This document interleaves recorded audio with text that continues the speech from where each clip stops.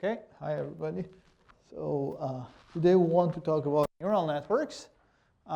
We already talked about XOR example, right? You remember we had the XOR example, and that was not linearly separable, but we just did a trick, right?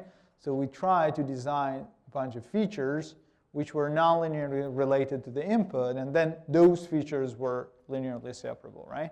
And then we could just do linear classification. This was the same idea as SVM we had before, but this time we are capable of finding out what is the exact feature extraction, right? Now, what we want to do today, we want to get into these neural networks, and I do know that some of you might already have done something with neural network, like trying to train a simple neural network. That is not what we want to talk about today. Today, we basically want to talk about universal representation given neural networks. This is what we know as universal approximation theory. And the other thing we want to talk about is how exactly the classification or regression problem, which are basically all kind of supervised problems that you have, is going to be solved by this architecture. Once you understand that, you find out that these architectures are essentially very efficient architecture, capable of doing anything for you. The only issue is that how you can do it, right? And that is the problem of training. We are going to touch it quite briefly next session. But if you want to get like deeper understanding of those details, I mean, there are lots of numerical tricks involved there, lots of ideas and theories developed there, which it has its own field. Like deep learning is its own field, but that is dominating machine learning nowadays. But yeah, I mean, you need to know first why this is dominating. Okay, let's get back to neural network architecture. So I told you at the very end of last session that a neural network looks like this, right? And this is probably not the thing you think of when you hear first time neural network. You think of neurons, right?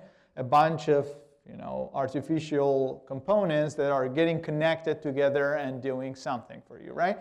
Basically, you can write this guy in that form, and I'm going to do it quickly for you. But just as a quick recap, what we did last time. So we talked about this, that if you want to just learn one particular output y in terms of the input, meaning that you do know what is the function, right? You do know how x is related to y, like in XOR case, and you want to somehow represent that, right?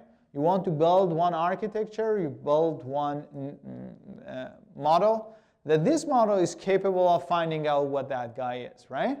If you want to do that, well, you can do feature extraction. And by doing that feature extraction, you're going to get a bunch of features. We call them phi. And then you linearly operate on those features, right? And then there was one key component in feature extraction. What was that? What should we always have when we want to extract a feature? Nonlinearity, right? That must be nonlinear, because we talked about this. If you have linear feature extraction and you just connect it to a linear operation at the output, this whole thing end-to-end is a giant linear operation, right? Which means that you are doing nothing by extraction of the feature. So you are basically generating those features, and then you do this nonlinearity here. This is going to make your feature somehow disconnected from the next computation you're doing, and hopefully you get more advancements, right? And we talked about this fact that this nonlinearity is something that we call it activation, and the reason is that if there is real nonlinearity in your model, in your problem, then these functions, like for instance, if you think about ReLU, these functions are going to get activated at least for one of the inputs, right? Right? You remember in that case of two inputs, for 0, 0, it was getting activated. For the others, it was not, right? So we can do it like this, and then we got a feature. We just generate, we learn or represent what we want to represent. But if we cannot do it, we said that maybe we can do it with multiple layers, right? So maybe I can do one feature extraction. So one linear transform, nonlinearity, I get a bunch of features. Again, I try to extract features out of those features, and I repeat this, right?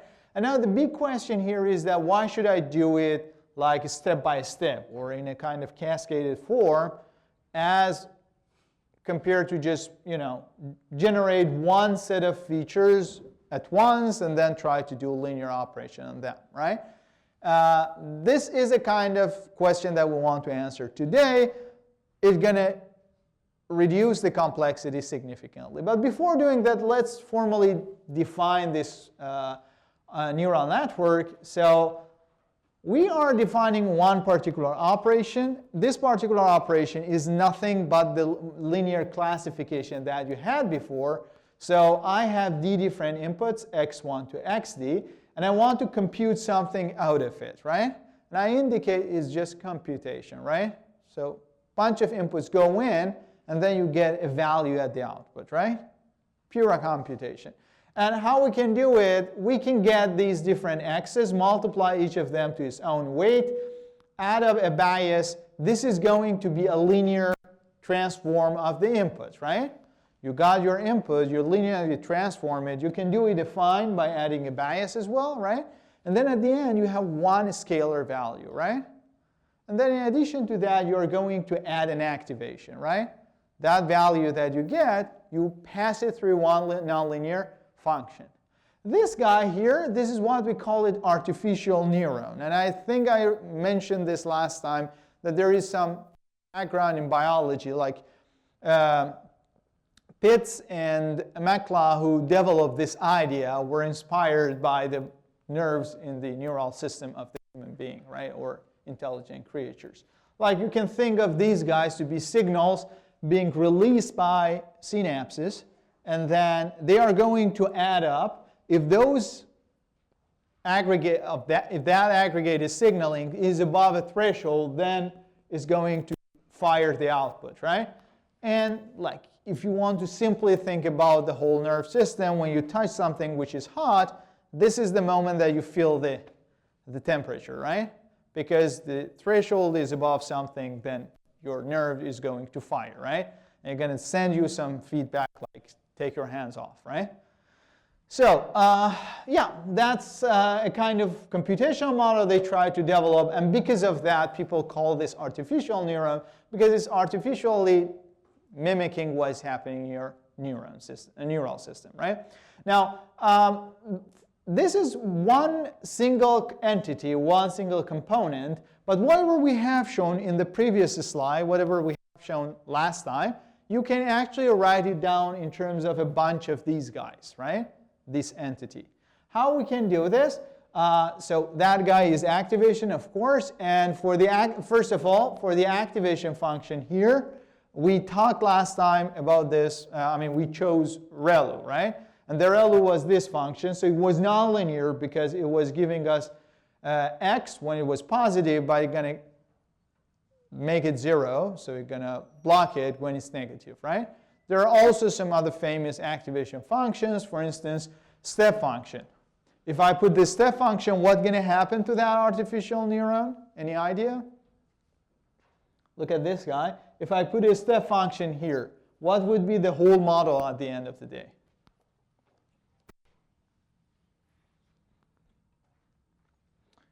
I get the input, I compute a linear combination of the input, I have a value, then I'm going to operate one step function. What does a step function do? It's going to look at the sign. If it's positive, it's going to give me 1. If it's negative, it's going to give me 0. What is that? Is a perceptron, or what we called it here? Binary linear classifier, right? That was linear classifier. That was whatever we have used up to this point as a classifier, right? So what you have used up to this point was a single neuron, right? Single artificial neuron. And yeah, that's when you put the function to be step function, right?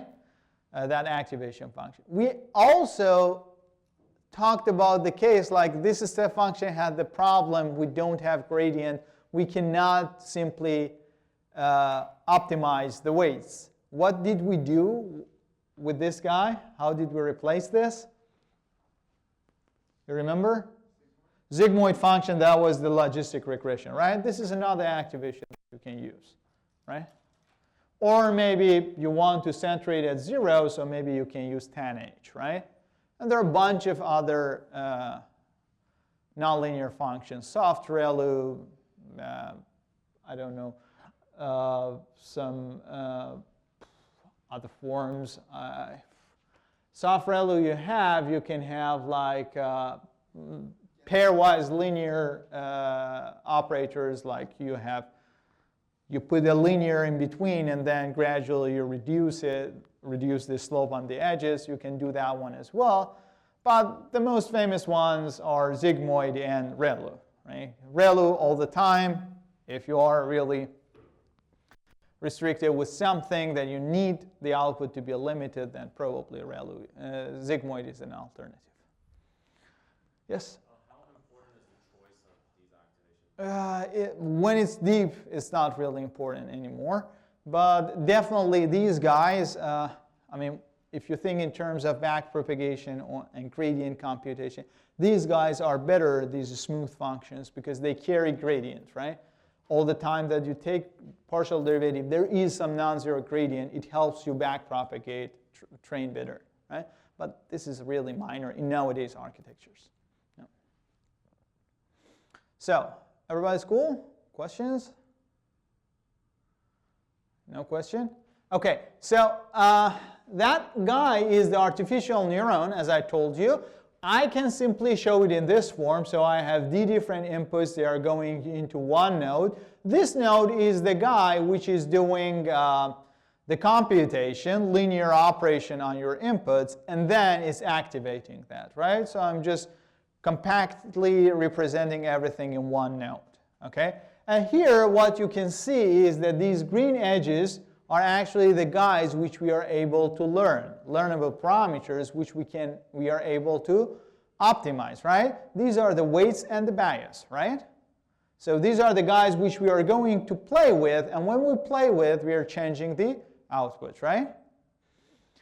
So the red output is the activated version, and why we call this block to be a neuron, this is exactly what I try to explain. This is coming from that background, and because of that, people used to call it artificial neuron.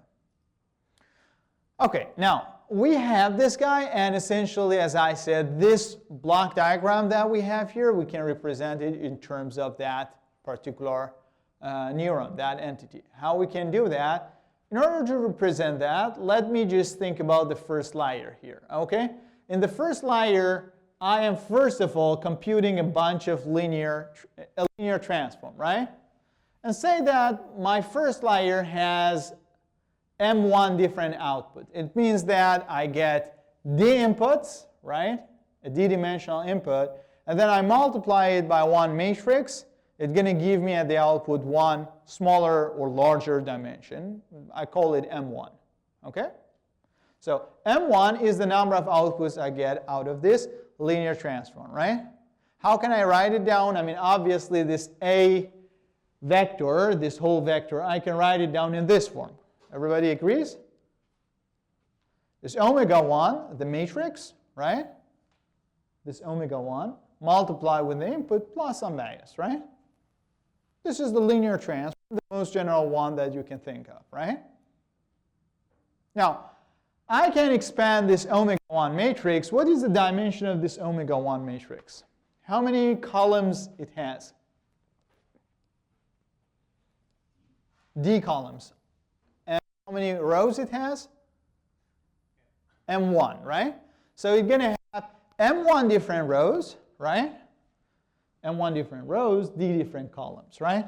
And obviously the bias term, the small omega 1, is going to have M1 different entries for every single dimension, right? Everybody's cool? Now, if I want to compute the first guy, A1, the first entry in my linear computation, how can I write it down? It's going to be the first row here, right? Multiplied by this x, inner product, right? Plus the first bias term. Everybody agrees? First row multiplied by x plus omega 1, right? So I'm going to write it down. First row, so this is the first row of the matrix that I have, multiplied by x, added up, right? So this is the inner product plus the bias term, right? Now if I think about the general output aj, like I look at the jth output, then I just simply need to look at the jth row in the matrix, multiply it with x, and add it up to the bias, right?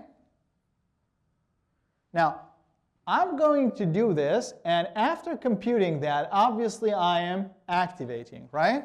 So it means that the guy who is coming out of this nonlinear operation, if I call it h, that h is the activated version of a, right?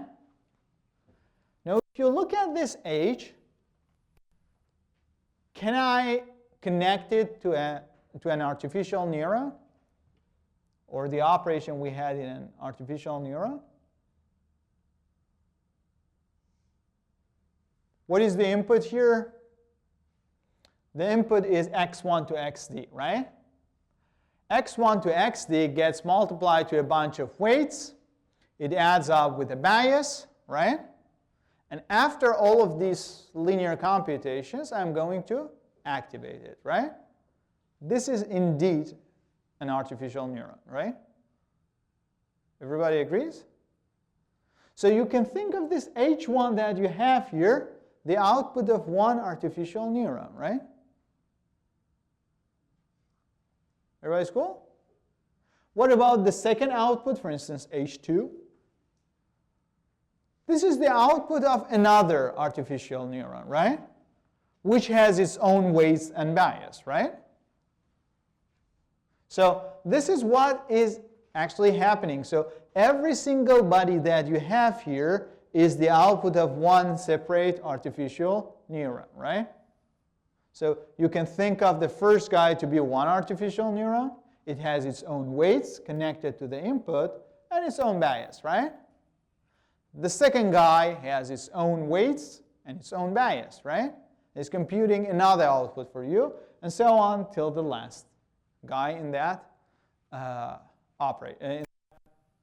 linear operation, right? So what you can say that block that we had, the linear operation, and then you do the activation or you add the nonlinearity, all of it, you can think of it as a stack of artificial neurons, right? And now, if I get these outputs, maybe I want to repeat this operation on that. Maybe I want to compute a next level of features. I'm going to do the same thing, right? So I am essentially putting another stack of neurons, and then I get those features that I already computed. I just pass them through these new stack of neurons, and I compute a new bunch of features, right? So I could say that these guys are a bunch of neurons. They are giving me some outputs. They are activated. Then again, I repeat this operation. I pass them through a bunch of new neurons, and so on till the very last layer, right? Everybody's cool? Questions? No question? Okay, so that's going to be this. So all the features that we are computing are somehow passed through multiple levels of neurons, right? So every single feature that I have here is computed by a bunch of neurons, and these neurons are somehow interconnected, right? So the first bunch of neurons are looking into the input. They compute a set of features. So again, to get these features, do another set of computations. I get a new set of features, maybe better features, right? And I keep on repeating this till I get to the very last output, right? To here. And I have these features. Of course, if I want to do any operation on that, I can do a linear operation to finish my job, right? For instance, I want to just do classification, I use a linear classifier, right? If I want to do regression, I just use a linear model, but I do not use it directly on my inputs, right? I use it on the extracted features phi1 to phi m, right? Everybody's cool? You see what is happening here? Questions? Yeah. Is the linear step necessary? That one? In the middle one, Do you mean sigma x. this one? Yeah. I mean, here I'm talking about L different steps, right? If you put L equal by 1, then you have just one step, right? If you set L equal by 0, you're going back to a linear model, right? And in general, you can have any integer L, right? But why we should choose L more than 1, talk about this. Why it's better steps instead of one step, we are going to talk about it. And also, is m less than equal to d? Not necessarily, no. Because your linear operation could be expanding, right? I mean, this matrix that you have here, yeah, it could be a tall matrix, right? Yeah. In that case, it's going to expand the dimension, right? If it's fat, then it's going to reduce the dimension. If it's square, then you are not changing dimension. And all of them are acceptable. Yeah? So for example, in the XOR example that we had two different cases, right? Red points and green points, they were on the edges, right? Exactly on the diagonal. Now, you might say that, oh, I want to get from two-dimensional space to a larger space, right? 3 features I'm going to compute, and they are in the 3-dimensional space linearly separable, right? You can do this. This is essentially the same thing as what we did with SVM, right? If you do polynomial kernel. You might say, like what we did in the example, I want to keep the dimension the same, right? So I got 2 inputs. I just map them into 2 features, and these 2 features are now linearly separable, right? We could do that. Or we can even reduce the dimension, right? I might say that these 2 points come here, the other 2 points come there, right? On one axis. And still I can linearly separate them, right? This is still okay. So there is no reason for your dimension to increase or reduce. And since you're doing nonlinearity, that thing that comes to your mind that, oh, I am just having ill rank kind of matrix, that is not important anymore. Because you are doing nonlinearity. Yeah? The linear transform is not alone. And you're going to add information, not add information, but you're going to make the whole operation smooth. Then why couldn't an activation step replace the linear transformations? Because if I put it linear here, then it doesn't matter if I do it once, 10 times, or 1,000 times. At the end of the day, all of it end-to-end is just one matrix. If I have x and I multiply it with matrix A, right? I get into a new vector, right? That vector, again, I multiply it to matrix B. Is another vector, right? But I could have written the output vector initially by multiplying x by A times B, right? And that is, again, a linear transform. There is no point to define A separately and B separately, right? At the end of the day, all of it is one linear transform. So you're not getting any nonlinear operation here. You don't have any model, right?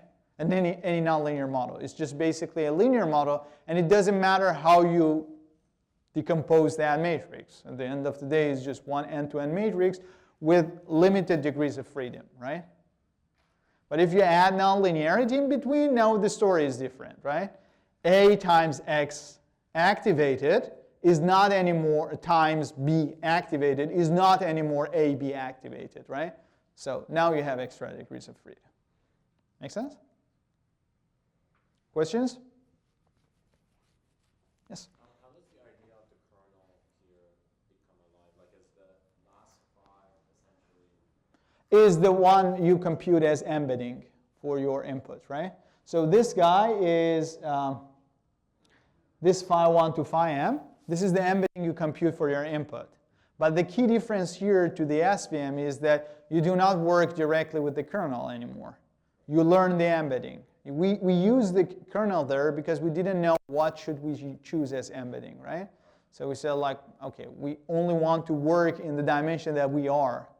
We don't want to go to the feature dimension, feature space, because we don't know what is the right space, right? But then since we had the kernel trick, we could do it. The cost that we paid was that we had no control on the embedding, right?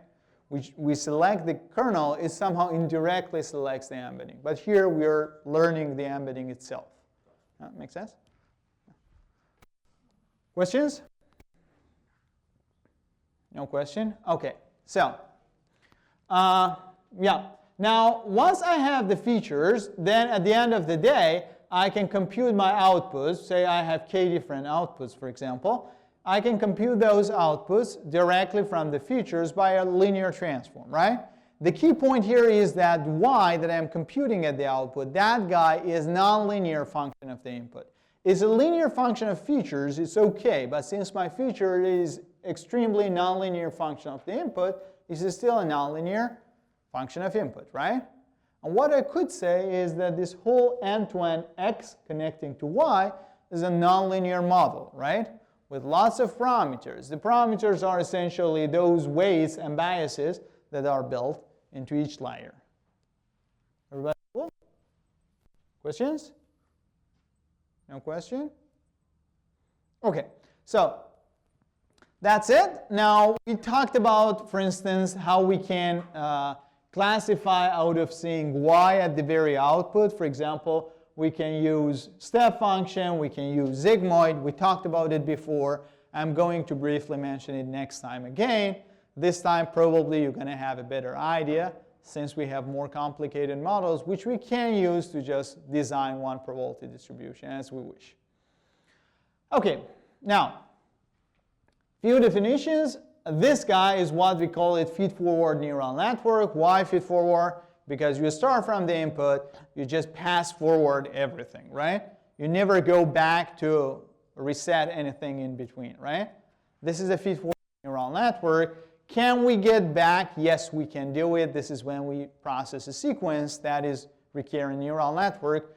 But this is not this guy, right? This is the most vanilla form of a neural network. Now, inside this guy, first of all, you can think of this whole architecture as a bunch of neurons, right? Connected to each other in a kind of a structured form. This is why we call it a network of neurons, right? Or neural network. This is the main reason for the naming. And now here we have a bunch of different layers. You have an input layer. This is where your input is connected or goes to the first set of neurons, right? That is the input layer. Then you have the output layer. The output layer is the last linear computation or classification that you do on the extracted features, right? And anything happening in between, this is why we call it hidden layer, right? So for instance, here I have 1, 2 to L different hidden layers, right? Everybody's cool? So we call it hidden layer because this is somehow hidden from the eyes of input and output, right? If hidden layer does not exist, then it's not a neural network. It's just simply a linear model, right? Questions? Everybody's cool? OK. So that is a neural network. Now, for a neural network, you can have a bunch of different definitions. For instance, we can define something that we call it depth of a neural network. How deep you do your computation. And we're going to see shortly, we would like to go very, very deep, because that is more beneficial. Now, the depth is essentially any layer that is doing a computation for you. OK? Now, this would include all the hidden layers and the output layer. Now, can you tell me what is the depth of this neural network? L plus 1, right? Because you have L hidden layers. All of them do compute the embedding for you. And finally, you do one other layer of computation, which is giving you the output, right? So you should think of it like this, right? You start from the input, and you do 1, 2, L plus 1 computation till you get to the output, right? So that is depth. And we have also width of a layer. So width of a layer is basically the number of features computed in each layer, right? The number of neurons you have in each layer. And of course, every single layer has its own width, right? Sometimes people call this like the largest width all across the network, the width of the network. Yeah, but it's not a global definition. Everybody's cool? So that is the width of the neural network. Sometimes, as I said, you can call the maximum width the width of the network, but typically width is just specified for each layer, right? Okay, now, as I said, this is a feed-forward neural network. The reason is because you have a sort of directed acyclic graph, right? So when you do one computation, you go to the next layer, right? And you would never use the output of that layer, for example, modify your previous computation, right? Your data goes in, and then it does layer by layer computations till you get your output, right? Everything goes forward, never gets backward, right? This is what we call a feed-forward neural network. And then we have two different forms of it. This one that you see here is the vanilla one. We call it fully feed-forward neural network. And the reason is that those layers which are getting connected to each other are fully connected. Every single node in the previous layer is connected to in the next layer, right? So all of them are interconnected. There is no link missing here, right? This is what we call it fully connected layer. This is a dense neural network, complete complexity that you could have, but this is not always the best idea. We have also convolutional neural networks, which are a sort of sparsified version of these guys with parameter sharing. We're going to shortly explain them next week. That is what we call it. That is another version of this guy, but then every neuron is now looking on everything before, right? It's just looking at the local part of it. Okay? Everybody's cool? Questions? Okay, great. So fully connected neural networks, people call them also MLP or multi-layer perceptron. This is a misnomer because initially people said like every single of these neurons is a perceptron because they think always for the activation to be the step function. And you're stacking perceptrons together and making it multi-layer, so this is a multi-layer perceptron. But this is a kind of very accepted misnomer because saying MLP is always easier than saying fully connected FNN, right? So MLP is simply meaning that, right? Okay, so now this was the XOR example. You remember that? We had two inputs, right? The inputs were either 0 or 1. When the inputs are the same, we want to see at the output 0. When the inputs are different, we want to see at the output 1, right? We interpreted this problem as a linear classification. We wanted to do perfect classification, right? And then we saw that if we do one set of feature extraction, this is what's happening here, right? So if I compute phi1, phi2 first, and then I do linear classification on that, phi1, phi2, then I am capable of doing this, right? So this is what we did last time. So these numbers are exactly the numbers we had in our last example. Like the first feature, phi1, that I'm computing, I'm going to get 1/2 of x1, 1/2 of x2. I add them up. I do not add any bias. And then finally, I activate that, right? And what kind of activation we used? Do you remember? ReLU, right? So this guy here, these yellow nodes, the hidden nodes, are actually this one. Inside them, there is such architecture, right? This x1 gets multiplied with its own weight, x2 with its own weight, added up to bias. Everything adds up here, and then you have activation, right? And the activation we had was ReLU, right? Everybody's cool? You see that? So this guy does one computation. This guy is another neuron with its own weights, right? The weights are 1, 1, and the bias is -1.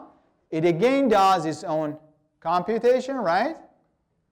So it's going to get one linear transform activated. and then you get these two outputs, this phi1 and phi2, then you do this operation and that. So you essentially get those two guys, multiply them with their own corresponding weights, add up the bias, and once you have this computation, you're going to decide based on the sign of that y, right? If that is positive, label is 1. If that is negative, label is 0. You remember that, right? Okay. So if you think of that, this is a neural network. Everybody agrees? Yes or no? Yeah? Okay. Now, here in this neural network, this is the input, your two different bits, right, that are going in. This is the hidden layer. This is what we do in order to make our problem linearly separable, right? And this is the output layer, which is looking at the features, the final features we computed, gives us the output, right? Now, what is the depth of this network? What is it? It's 2, right? So the depth is 2 because you have one computation, one hidden computation in the hidden layer, and out of that, you do your next computation to get your classification done, right? It was cool? What is the width of the hidden layer? What is it? It's 2 again, right? The width is 2 because there are 2 neurons here, right? The features you are computing here is 2-dimensional. Questions? Everybody's clear?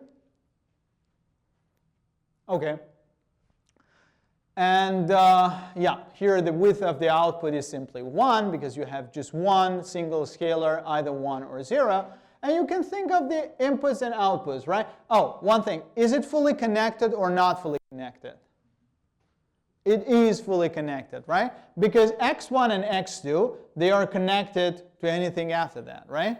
So h1 is connected to both x1 and x2. h2 is connected to both x1 and x2, right? So the layer taking you from x1, x2 to h1, h2 is fully connected, right? Again, you think of the next layer. So this one is fully connected. Next layer, v, the output, is connected to both h1 and h2, right? To both of them, correct? And this means that it's again fully connected, right?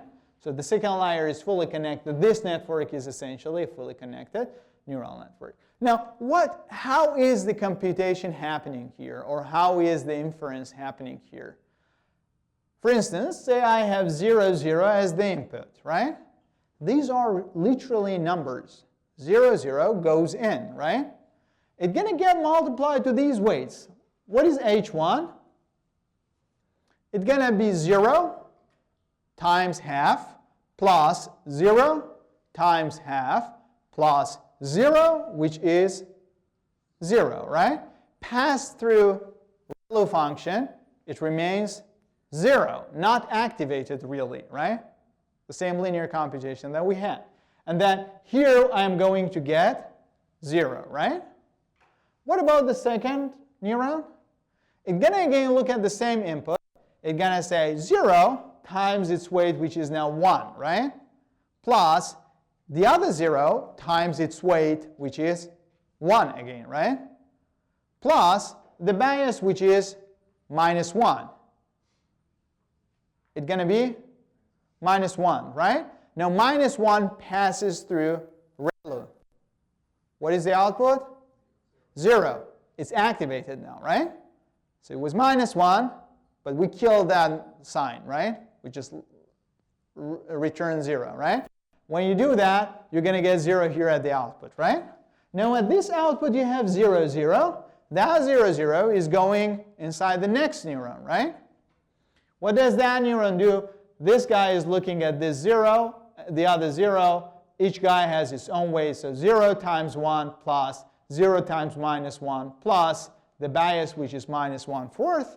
It's going to be minus 1/4, right? And then the output that you see is essentially minus 1/4, and then you are going to decide based on the sign, which is again looking like an activation, right? If it is negative, it's 0. If it's positive, you return 1, right? And then in this case, it's negative, so you're going to return 0, which is exactly the output you want, right? So basically what's happening inside this architecture is a set of computations, but since you have lots of neurons there, you have large degrees of freedom, right? And this large degrees of freedom helps you to just manipulate this transform from the input to output as you wish, and you can mimic any function that you want. Everybody's cool? Question? No question? Okay, great. So if you got no question, now let's get into a very serious question, which is how expressive neural networks are. And by expressive, what do I mean? I claim that if I have a neural network, I am capable of mimicking a function, right? But now you might tell me that how many functions you can mimic, right? If I have a bunch of inputs, there are a large number of possible functions connecting those inputs to an output, right? And then you might ask me how many of those functions you can mimic, right? Can you mimic all of them? Can you represent all of them? Or no, you can just represent a set of them, right? Now, this is the big question that I want to answer now. And you're going to see that, well, we can do it quite well by neural networks. Now, let's first think about a binary function, because this is a countable case. You can count, right? So what do I mean by a binary function? I am talking about a scalar binary function. And by a scalar binary function, I mean that I have d different inputs, x1 to xt. All of them are either 0 or 1. Okay? So x1 to xd are possible binaries, right? Now, this guy goes in, the output is either, for each case, is either 0 or 1, right? x1, x or x2 was one binary function, right? A two-dimensional binary input goes in, the output is the XOR of them. It's just a single binary output, right? Everybody's cool? Now, you can always represent a binary function as a truth table, right? If I am talking about two-dimensional binary function, how many cases do I have as input, right? 0, 0, 0, 1, 1, 0, 1, 1. It's the whole input that I have, right? For each of them, I have one corresponding output, right? 0, 0 corresponds, the output is 0, right? 0, 1, the output is 1. 1, 0, the output is 1. 1, 1, the output is 0, right? So I can always represent a binary function by a truth table, right? So now the question is, if I have d-dimensional input in this function, how many possible functions do I have? Any idea?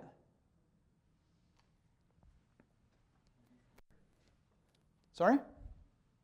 No, d square is too generous, like too small amount of d to the d. No, do not shoot in dark. Just think about that. How many possible tables do I have? No? Yeah, you're getting close a bit. Yeah? 2 to the power? 2 to the power 2 to the power of d. Let's do it together, okay? Let's say, how many rows do I have in this table?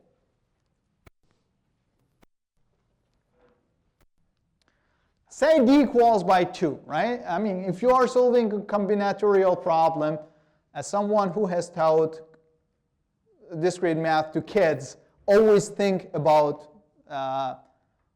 examples. I mean, combinatorial is always about examples, right? I mean, I can never solve any problem without example. So if you have set d equal by 2, that's going to be easier, right? Okay? Now, if you have 2, how many rows do you have here? Possible rows. If you have two-dimensional input, how many possible rows do you have in this truth table? No, possible rows. No? You're just shooting in dark randomly. Just think about it. How many cases the two-dimensional input has? Right? 4, right? 0, 0, 0, 1, 1, 0, 1, 1. Is there any other case? If it is three-dimensional input, how many cases you have? 0, 0, 0, 0, 0, 1, 0, 1, 0, 0, 1, 1. And you keep going, right? Everybody's following? Yes? So if it is two-dimensional, then this table is going to have 4 rows, right? If it is three-dimensional, it's going to have 8 rows, right? If it is d-dimensional, how many do you have? 2 to power d, right? So it's going to be 2 to power d different rows here, right? Everybody's clear? So this is all possible cases for the input, right? Right? Now, if you're talking about one specific function, right, that function is going to have a set of output there, right? The red column. You see? Each entry there is either 0 or 1, right? Now you tell me how many possible cases you have there. 2 to the d plus 1? No, 2 to the power 2 to power d. This red column that you see here, what is the length of this column? 2 to power d. We talked about it, right? Example 4, you're going to have a 4-dimensional vector, right? And then this 4-dimensional vector, how many of that 4-dimensional vectors you have? 2 to power 4, right? 0, 0, 0, 0, right? 0, 0, 0, 1. 0, 0, 1, 0, right? You keep going, right? So in general, you have 2 to power d input combinations. So this table is going to have 2 to power d different rows. Now, how many possible distinct tables you can make? 2 to power d, right? You got my point? Let me show you one example. This is the 2-dimensional example, right? Everybody's following? In 2-dimensional example, your input is has 4 different cases, right? 0, 0, 0, 1, 1, 0, 1, 1, right? And this is the case for every function. Now, how many different functions you could have? Well, the first function I can write is a constant function. Every output is 0, right? For any case. The next possible function is that for the first case, 0, 0, it is 1. Anyone else is 0, right? I can keep on going, changing the possible outputs, right? Now, this is the red vector here. It has 4 different entries, and each of them could be either 0 or 1, right? So it's going to be 2 to power 4 different possible cases, right? So I'm going to have 16 different tables, right?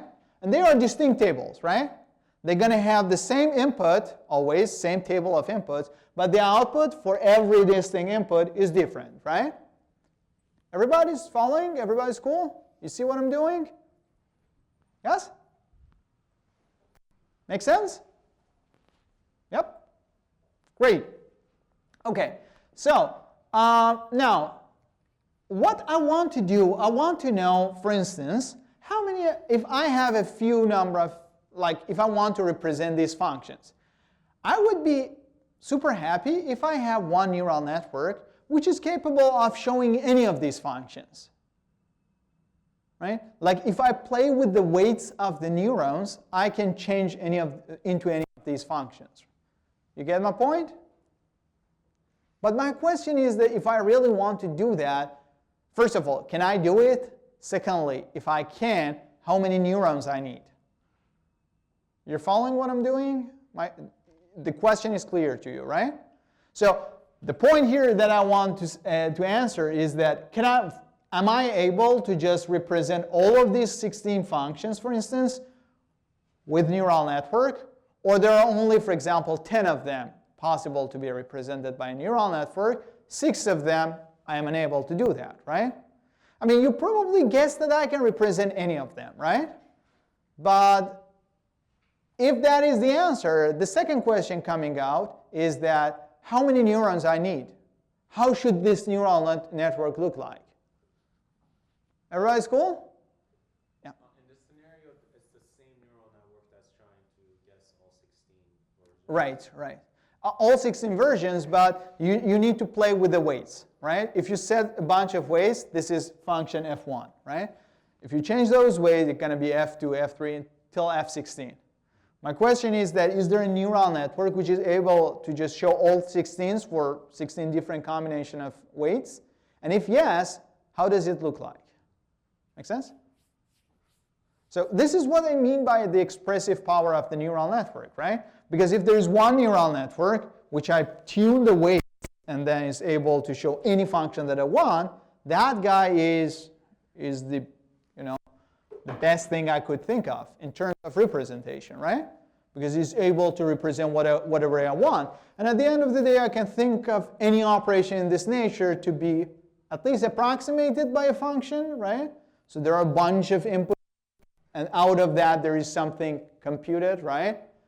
The inputs are pixels of an image. The output is the class of that image, right? And if I can show any function, I can also show that function, right? So I can use neural network to find out what is that function, right? So this is the question that I have. How well I can express a binary function using a neural network, okay? And now, the first key observation that we can do is, let me see, okay. Do you want a 5-minute break now or maybe after 15 minutes? Maybe we do it now before I start, because then, yeah, okay, really 5 minutes so we don't get out of time.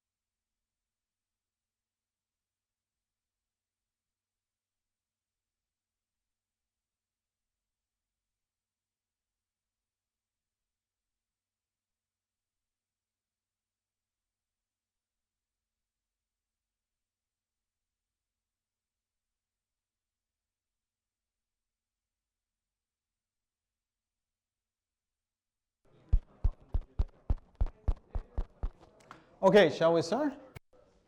So go on.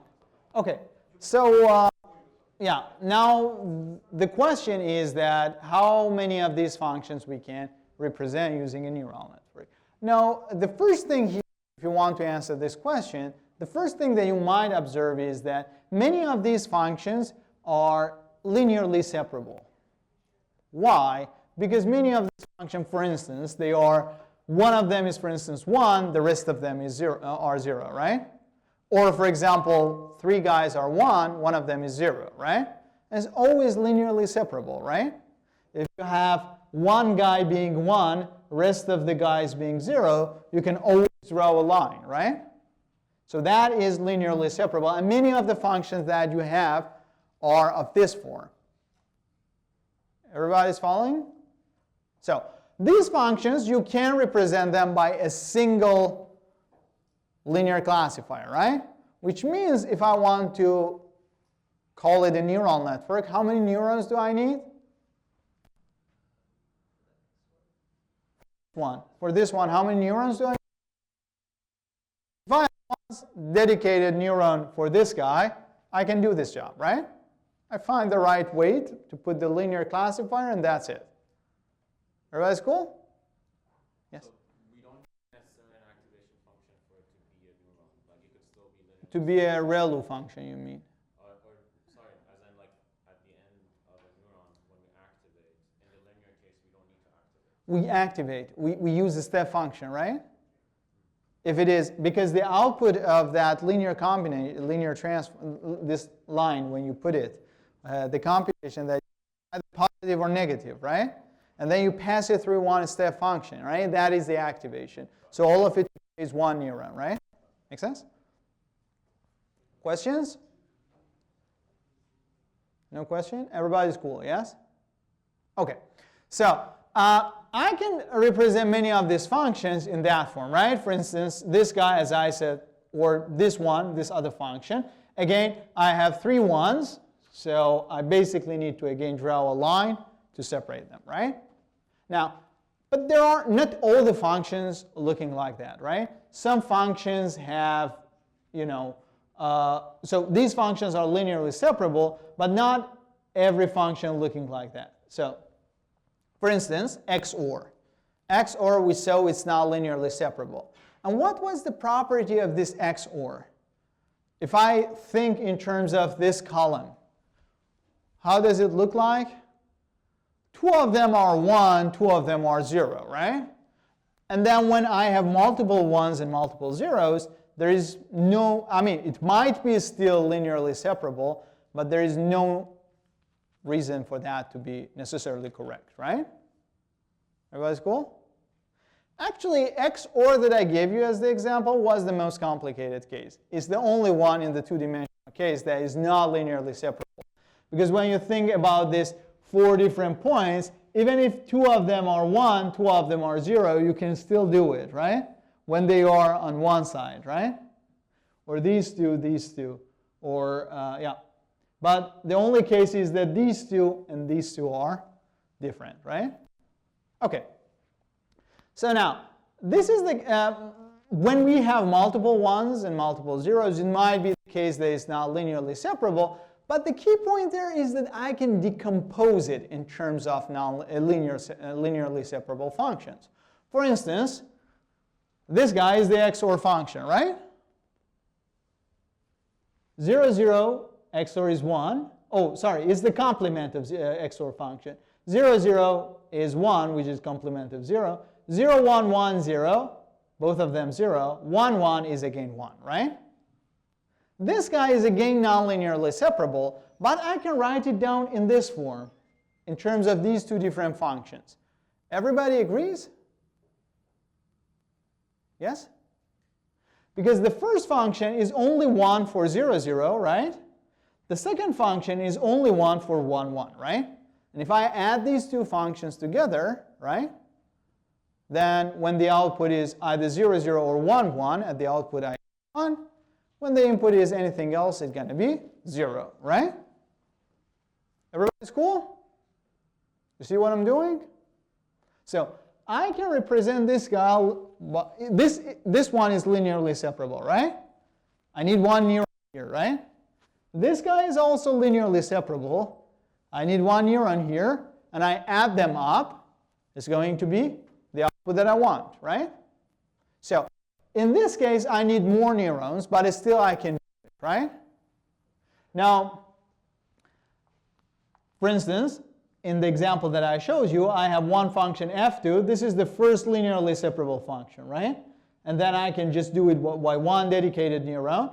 f2, I can again represent it by another dedicated neuron. And then at the end of the day, the output, which is my target function, is the summation of these two different functions, right? Everybody's cool? Now, if we want to think a bit general, like we think about a very general case of d different inputs, okay? In that case, what's going to happen? Let's think about the worst case scenario, and that is indeed the XOR case. That is that you have this table, right? And in this table, the outputs are 0, 1, 0, 1. They're changing every single row, right? 0, 1, 0, 1 to the, all the way to the end. Everybody's cool? You get what I'm talking about? Yeah. How many rows I have in general when I have d different inputs? 2 to the power d, right? So I have 2 to the power d. Now, half of these guys are 1, half of these guys are 0, and they are happening every second row. Everybody's cool? Okay, so as I said, this is indeed XOR. I mean, I can't play around with this to become what exactly the XOR, but at the end of the day, half of the guys are 1, half of the guys are 0, right? So this is the most complicated case that you can think of. And now, I can write this function down, right? The function that half of the guys are 1, half of the guys are 0. I can write it down in terms of summation of lots of linearly separable functions, right? How many of them do I need at most? Yeah? Go on. Great, right? How many of them do I need? This W that I'm showing here. I have 2 to the power d different rows, right? Half of them are 1, right? I can think of every single one to get assigned to one separate function, right? And that function is 0 everywhere except one row, right? And that function is definitely linearly separable, right? Because there is one point with one color, anyone else with another color, right? There's always a line, right? A hyperplane to separate them, right? So I can do it for that particular one. Now, if I think in the most naive form, I would say the first one that I see in my table, right? I decompose it to one function, right? And then the second one I see is a new function, and so on. Now, how many of those functions I have is exactly the number of ones I have in the output column, right? And the output column has 2 to the power d different options, right? Half of them are 1, so it's 2 to the power d divided by 2, which is 2 to the power d minus 1, right? So you could say that the number of possible combinations that you have, which is 2 to the power d divided by 2, this is an upper bound, the largest value you can think of to decompose your function into linearly separable. It is not necessarily the case that you really need this much, right? Maybe there is one function with 2 ones at the output, but it's still linearly separable. Who knows, right? But I'm talking about the worst case scenario, right? Everybody's cool? Questions? No question? Great. So if I have this much of linearly separable functions, then I need this much different neurons, right? So I have the first neuron computing the first term in decomposition, right? G1. And then the second neuron computing the second decomposition, right? G2. And so on till GW, right? Everybody's cool? and then I add them up, right? So the number of neurons that I do need in this case is 2 to the power d minus 1.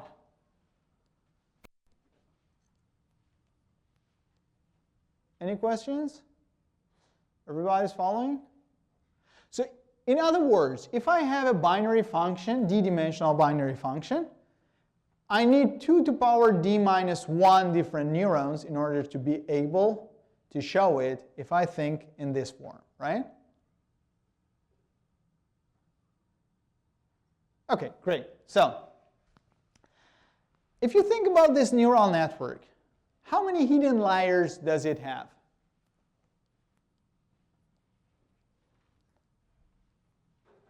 This is that network for case d equal by 2. How many hidden layers I have? 1, right? If I go for higher dimension, what am I doing? I am simply increasing the width of this layer, right? I'm increasing the number of cases I'm computing, right? So that one is also having one single hidden layer, right? Input goes to one hidden layer, it computes lots of outputs, and then I add them up, right? Right? So this is what we call it a shallow neural network. It does not have too much depth, right? The depth is simply 2, right? One hidden layer, one output, that's it. And this one is able to show any binary function. But the number of neurons that it needs is 2 to the power d minus 1, right? Now, what is the order of d in practice? Like ImageNet classification, how many inputs you have? ImageNet is 224 by 224 pixel image, 3 channel, right? Or by 224, say 256 by 256, right? 2 to the power 8 times 2 to the power 8 is 2 to the power 16, right? Times 3, this is the number of inputs you have, roughly speaking. Right? So drop that 3, 2 to the power 16 is 2 to the power 10 times 2 to the power 6, right? And 2 to the power 10 is roughly 1,000, right? So it's 2 to the power 6, which is 64,000, right? Say 60,000, 50,000, right? Let's be generous. 50,000. This is the dimension. This is d for you, right? The number of inputs you have. 50,000, if you put it in this equation, do you think the neural network exists? And think of it, you can never ever implement -1 different neurons. And this means that, I mean, my favorite calculation, like go ahead and compute the whole age of this Earth in terms of millisecond, right? You know how much this universe, not Earth, sorry, universe is 14 billion years, right? Since Big Bang. And compute it in any picosecond, whatever you want, right? It's even more than that, and significantly more than that, right? So, yeah, not possible, right? Impossible. So the issue here is that we are always thinking about very large d, and in that sense, then you're not able to really get that much, right? Now this means that if you want to keep on this idea that I talked about here, you are limited in the number of functions you can represent, right? You cannot represent all the functions because you do not have the whole bunch of neurons you need, right? Now, here is the great idea that even though it sounds quite simple, it took a bit of time for people to find out how important that is, right? The idea is that why should I think of representing or decomposing the function that I want to represent by a neural network in that particular form I told you, like a sum of linearly separable functions? Maybe I can do it in a nested form. What do I mean by nested? I have d different inputs, and say that d is an even number, or in general, think d is a power of 2, right? It's either 2, 4, 16, so on, right? Now, I have d different inputs, and then I can just group it into half, right? I have one function g1, which is operating on the first half. I have another function, g2, which is operating on the second half. Now, these functions are binary functions. They are giving me binary outputs. Then I have another function, g0, which is operating on those binary numbers. Like in the example I told you, we had like, say, four-dimensional case. You have two binary functions, each of them two-dimensional. They are giving you a binary output. So again, you have two-dimensional binary output. And again, you operate another binary function on this two-dimensional output. Everybody's cool? Now, if we go for this kind of representation, how many neurons do we need? Okay, first of all, just let's think in terms of XOR. XOR, if I have four-dimensional input, x1, XOR x2, x1, XOR x3, XOR x4, right? So this is four-dimensional input. x1 to x4 goes into the function. The output is one scalar output, right? But I can write it down in a nested form, right? I can say I have x1 XOR by x2. This is one function, right? Again, I have pretty much the same function, x3 XOR by x4, right? This is the second function. This guy is g1, this guy is g2, which in this case, both of them are the same thing, right? Everybody's cool? Now, I get these two guys, and then again, the output of these two, if I XOR them, this is going to be the function that I'm looking for, right? Everybody's clear?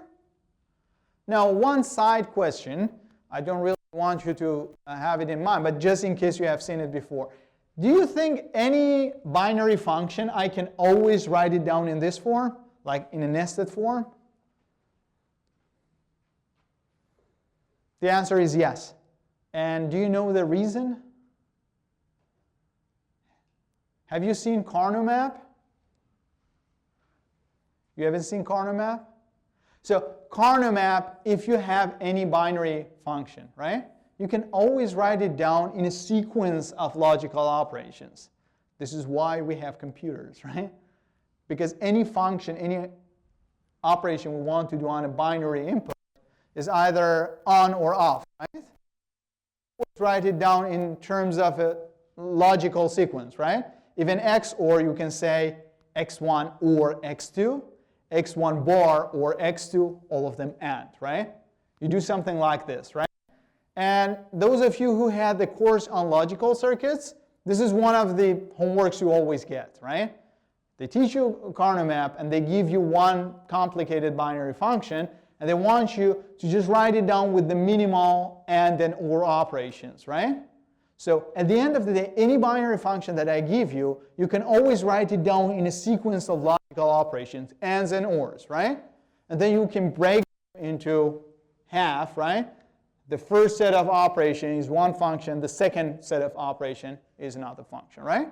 And you get those outputs, again, you do an operation on that, is your final output, right?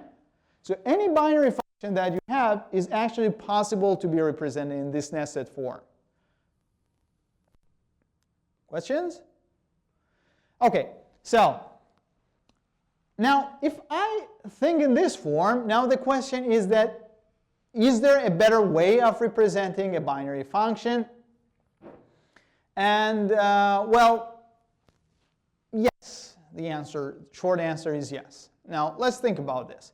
Let's say that my function f that I want to represent is given in this form, right? G1 is operating on the first half of the inputs, G2 is operating on the second half of the inputs, and then finally I have G1 and G2. They are binary numbers, right? Each of them is either 0 or 1, right? And then both of them go inside G0, and then they give me f, right? If I have G1 and G2, and I want to represent f by a neural network, how many neurons do I need at most?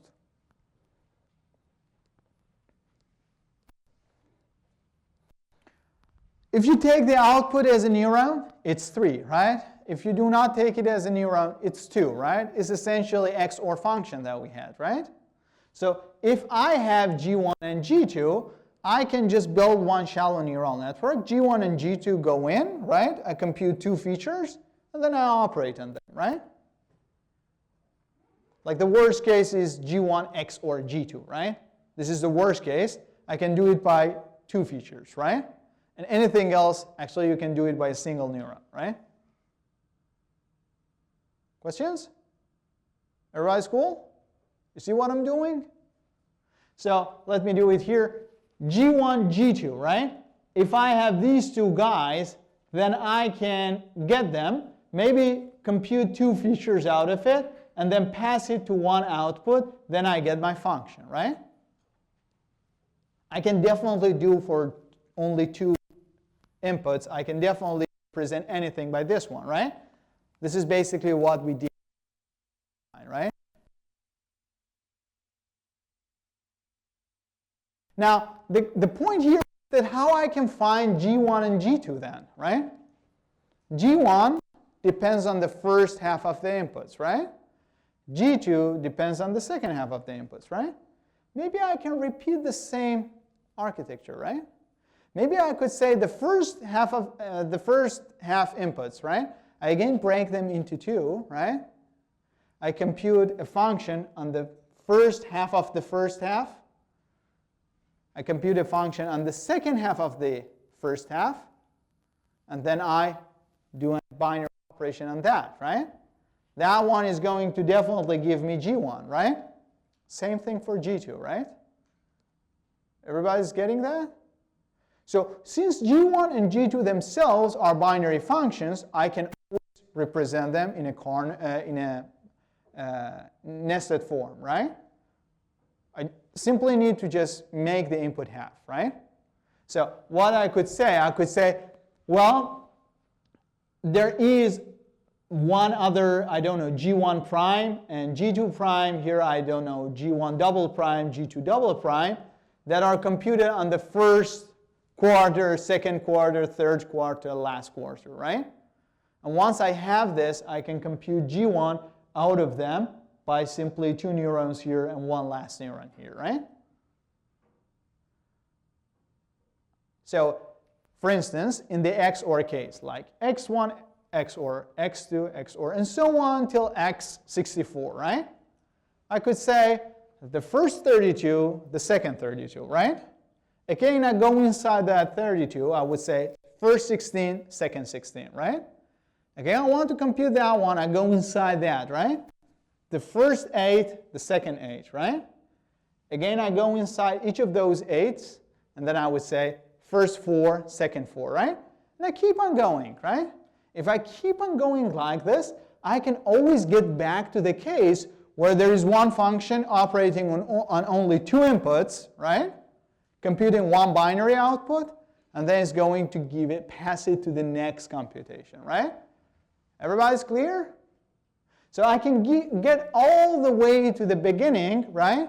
And at the beginning, these two guys are going to get some binary operation, give me one output, right? And then this guy, again, is going to group with the other computation. I again do a computation and keep on going like this. Everybody's cool? Questions? Does it make sense? No? Okay, now, this guy, is it a neural network? It is a neural network, right? X1 and X2 go inside two neurons, X3 and 4 another set of neurons, and so on till the last one. I get a bunch of outputs. Those outputs again go inside neurons, and so on, right? And you can simply specify the hidden layers. For example, this is one hidden layer, this is the second one, and so on towards the end, right? Now, if you want to count the number of hidden layers that you have and the number of neurons that you have, you can again go ahead and do it at home if you want. I'm going to show you the final result. But the key point here is that, can you tell me for a general D, and you assume that D is a power of 2, right? It's 2, 4, 8, 16, something like that, right? For a general D, how many of these batches or repetitions I have in my architecture? Again, think about example. If these two, how many of these I have? 1, right? G1 and G2 are basically x1 and x2, right? If D is 4, how many of these I have? 2, right? If D is 4, then I'm going to have x1, x2 here, x3, x4 here. First round, G1, G2, second round, final function, right? If D is 8, how many of them I have? 3, right? x1, x2, 1, right? x3, x4, another. x5, x6, and so on, right? Everybody's clear? Yeah? Now, if it's a general D, how many of them I have? Log D, right? I'm going to have log D of these guys, right? Log D of these guys. And each of them has 2 different layers, right? One layer here, this is the second layer, right? So how many hidden layers I would have? 2 log D, right? Maybe -1 because I take this one as the output layer, right? Doesn't really matter, right? At the end of the day, I'm going to have 2 times log D different layers, right? This is the number of layers I need to do this representation, right? And you can go ahead and do the computation. Like in every single of these batches, I have 3 different neurons, right? Correct?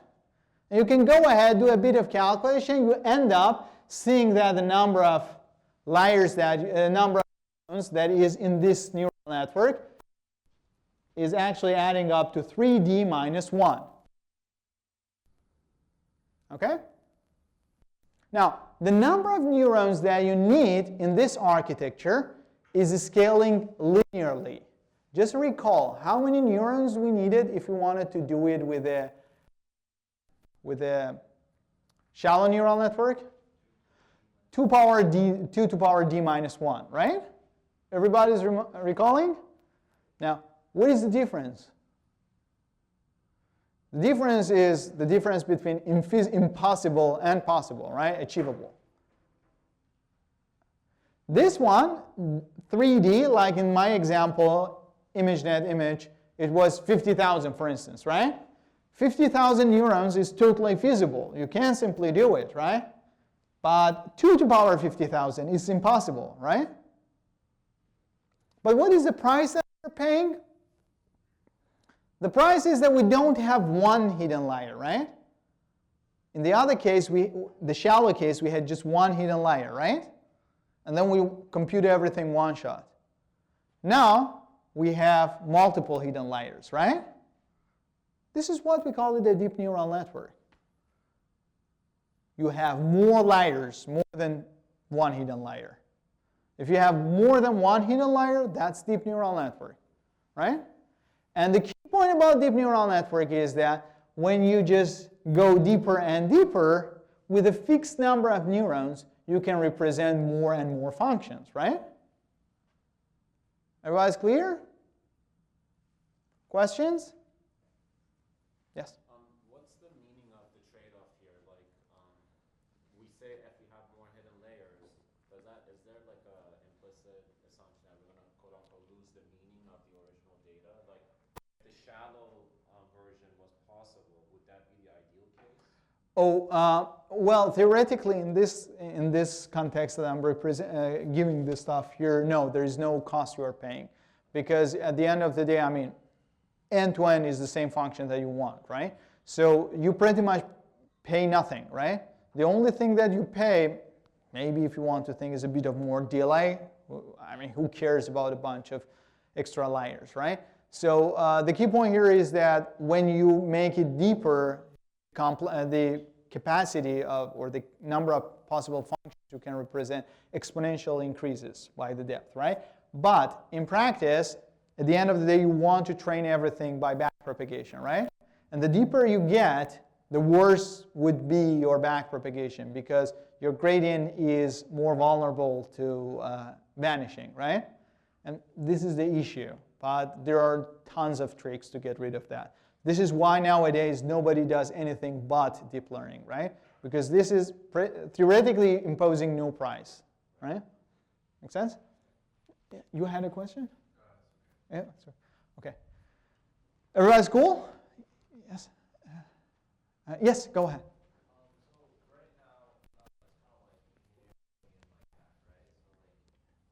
Yes. No, not necessarily the case. I mean, practically speaking, I mean, when you get into deep neural network, you would see that you usually want to compute lots of features, and then gradually you start to, somehow get rid of many of them, which are redundant, right? So that is the case, but there is no reason that you just go always down. Like, for example, in image processing, you start with one image, you go a bit high, right? And you do a bunch of same dimensional processes, and then finally you just shrink. Again, you keep doing, you shrink, you keep doing, you shrink, you finally get the very good extracted feature, and then you decide based on that.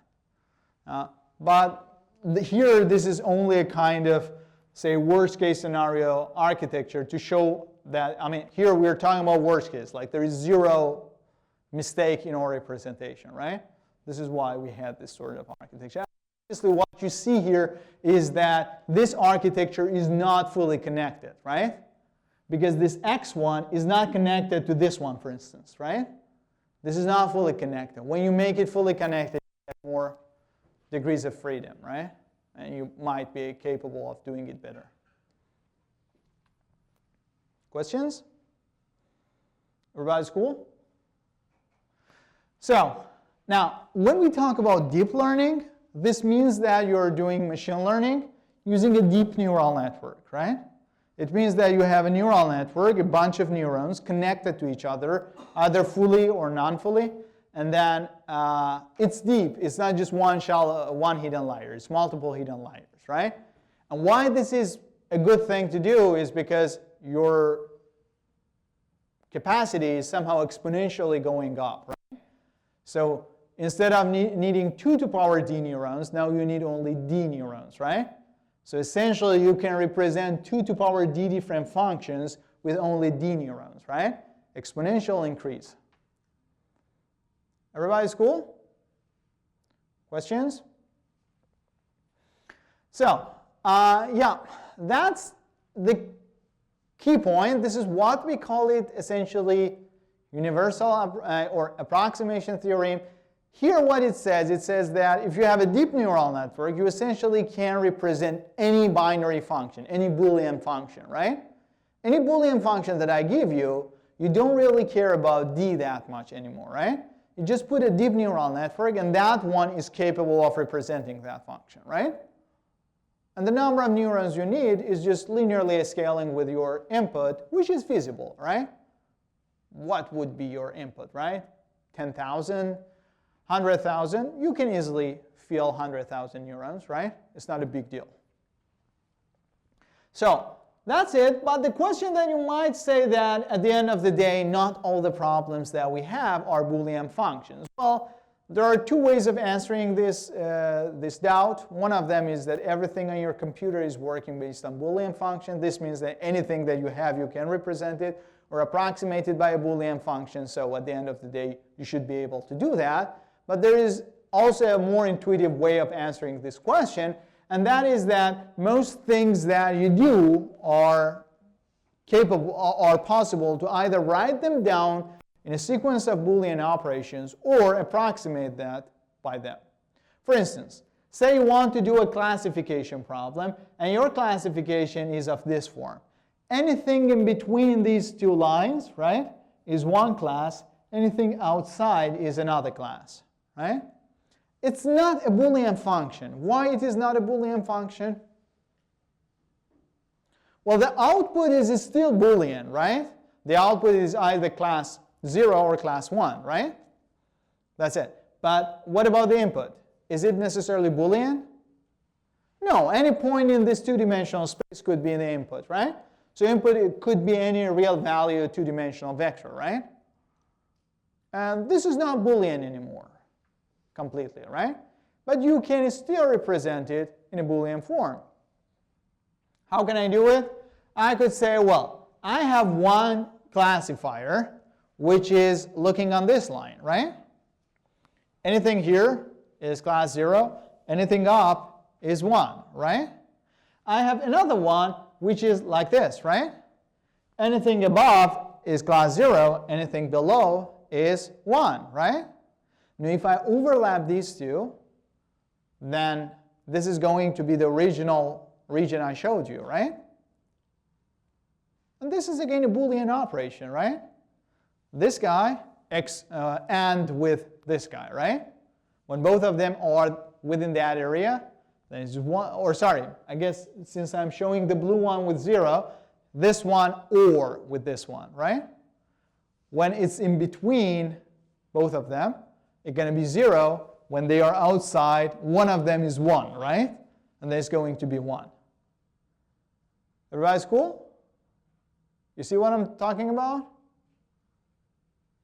And again, this guy is just one linear classification, one single neuron, right? You have a neuron whose weights are this line, right? And that neuron, whenever you're here, is seeing something negative, so it's going to classify it as 0. Whenever you're the other side, it's going to see some positive output. It's going to classify it as 1, right? Same thing happens here, and then you just OR those guys, right? So you essentially are able to represent this classifier again with basically 2 or 3 neurons, right? 2 neurons to do the 2 classification, and 1 neuron to combine those classification in form of OR, right? A new binary function. Everybody's cool? And now if I give you any region and I want you to do binary classification, you can always use this trick, right? If I give you a more complicated region, any region, like in this case, I have 2 regions, 2 classifiers, each of them linear, right? And then this is basically 2 neurons. I get the 2 regions, and then I do one binary function on that, right? OR function. And finally, I'm going to get whatever I want, right? And if I give you any other region like this, you can always do it, right? If I give you a square, it's not hard, like 2 lines here, 2 lines here, right? So one classifier, one classifier, one classifier, one classifier, and then you overlap.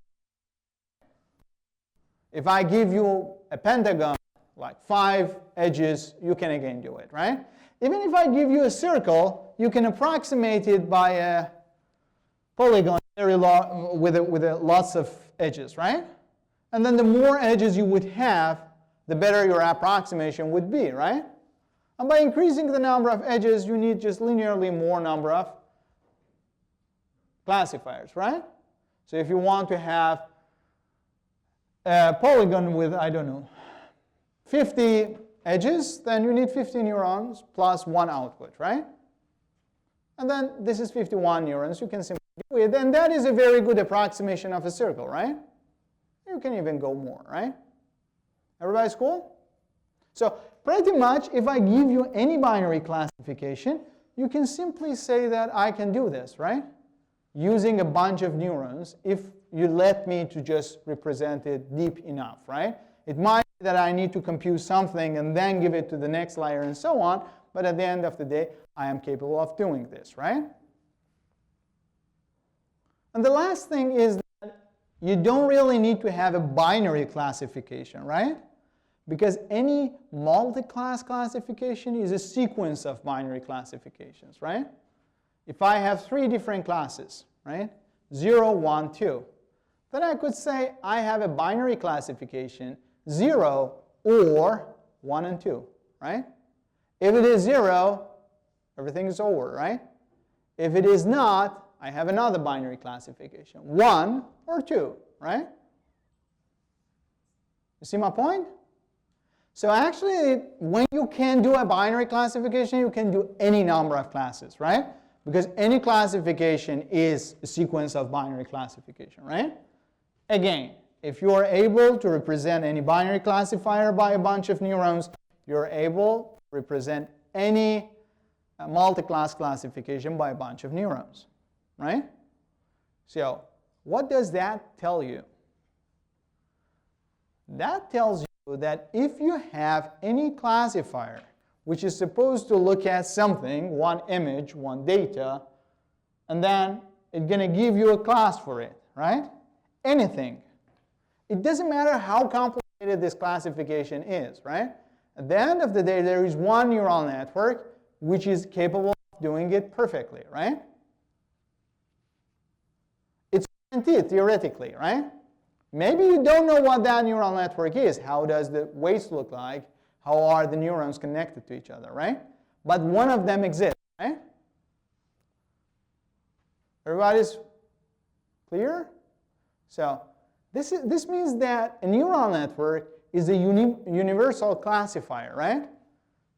Any classification problem that you have, neural network can do it, right? The only thing that you might need is that your neural network is a bit deep, right? But at the end of the day, you can do it with a feasible number of neurons, right? Yes?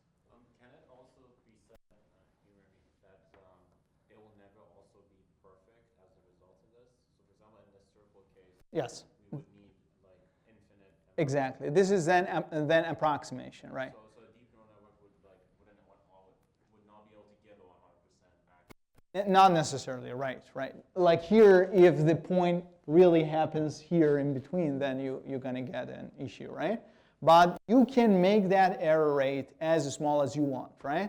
Just increase your number of neurons. This is what we call it. This is why we call it universal approximation theorem, not universal representation, right? Yeah. Everybody's cool? Questions?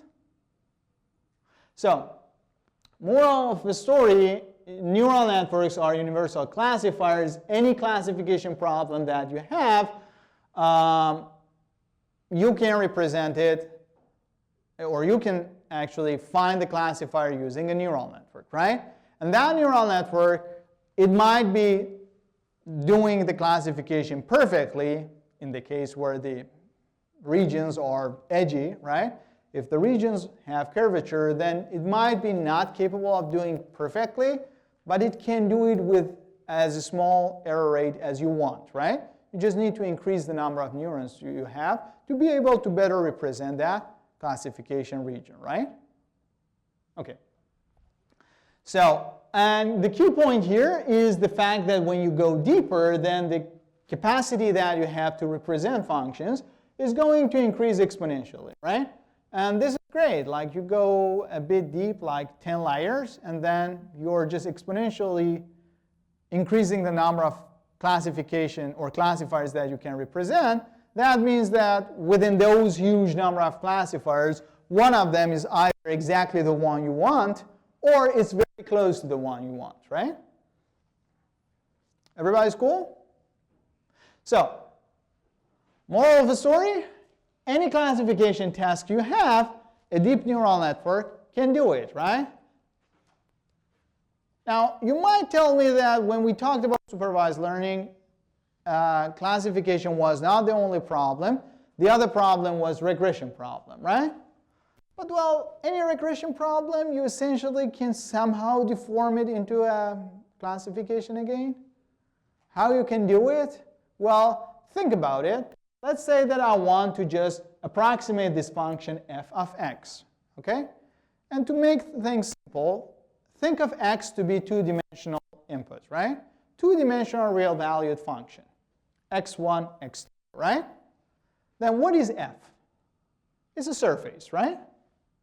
At every single point on this plane, x1, x2, right, any point, there is one altitude, right? And that is the surface that you have, right? Now, the one that you want is that you have a neural network where you give one of these points into the neural network, and it's going to give you roughly the same altitude, right? You want to be able to do this, right? What you can do?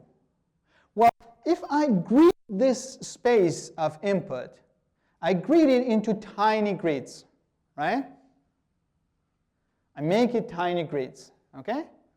Then if the function is smooth enough, I could say inside each grid the function is roughly constant, right? Correct? Approximately constant. And I take the average value in that grid as the value of the function, right? Now, I need a classifier to tell me which grid I am in. And once I know which grid I am in, I can just give the approximate value, right? So it's again a sort of classification. You can approximate it by classification, right?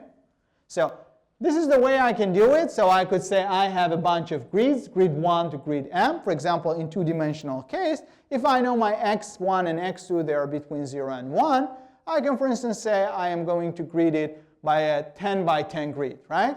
Every grid is a tiny grid, 0.1 by 0.1, right?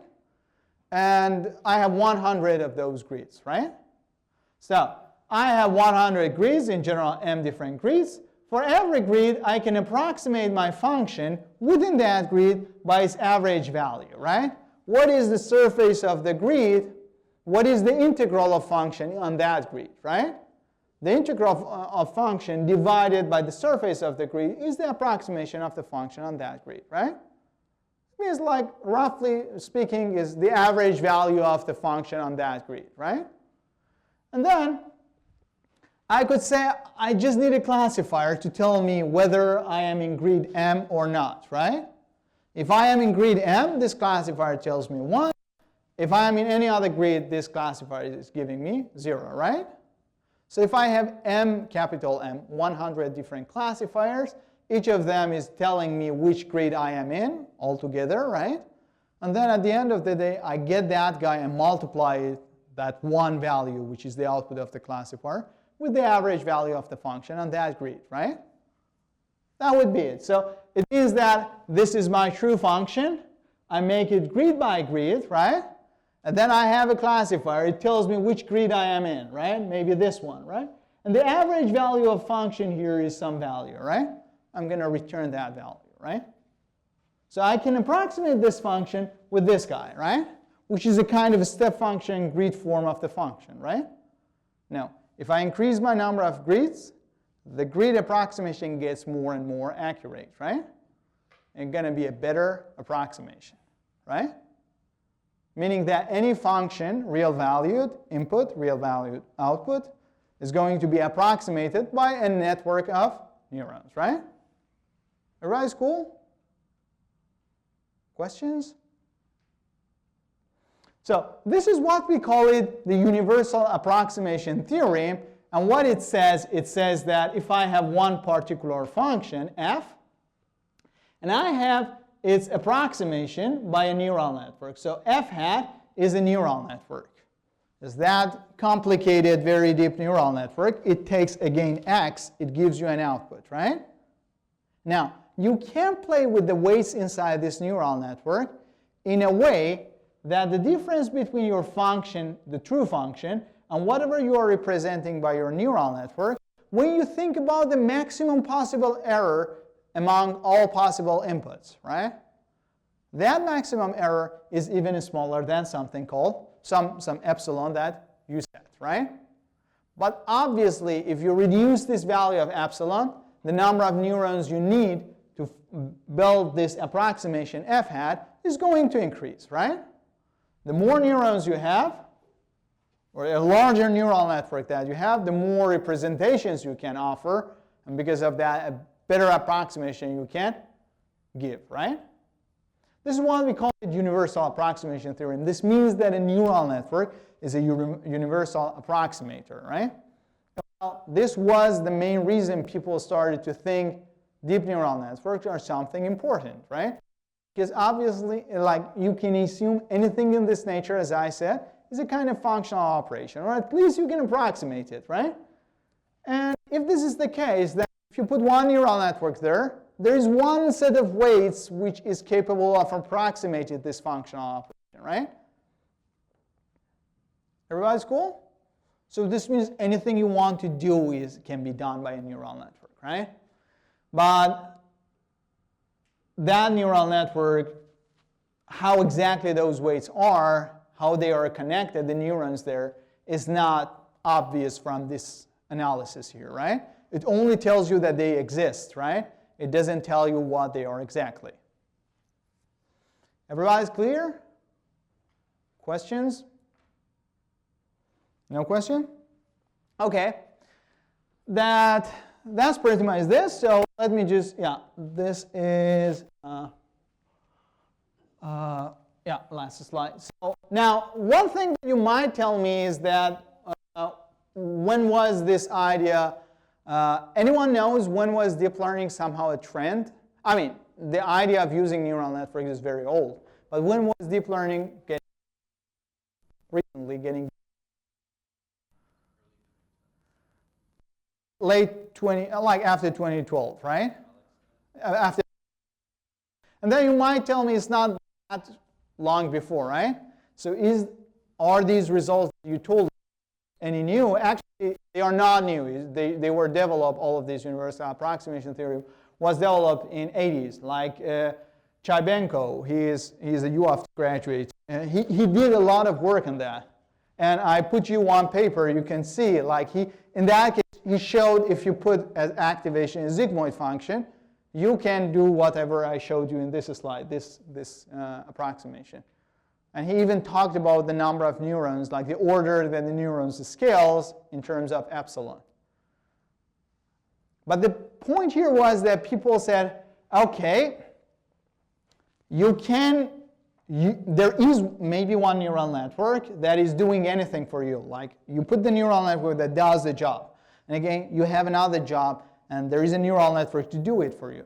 But the question is that how you can find the way, right? And people said, okay, with linear models, what did we do? We computed empirical risk. We tried to minimize it, right? Maybe again, we compute an empirical risk, and we try to minimize it, right? But that empirical risk that you compute, you find, what is that? Is it a nice convex function that you have in linear models? Obviously not, right? And then people said, yeah, good luck. Nobody believed that this is going to work, because if you wanted to solve this, probably you want to use a numerical optimization algorithm, basically gradient descent, right? If you want to do gradient descent, you need to compute the gradients numerically. And people started to develop algorithms, the most famous one you know, backpropagation, to compute the gradients numerically, and then use that to do gradient descent, and you update the weights to minimize the risk, hoping that this neural network is going towards the right representation.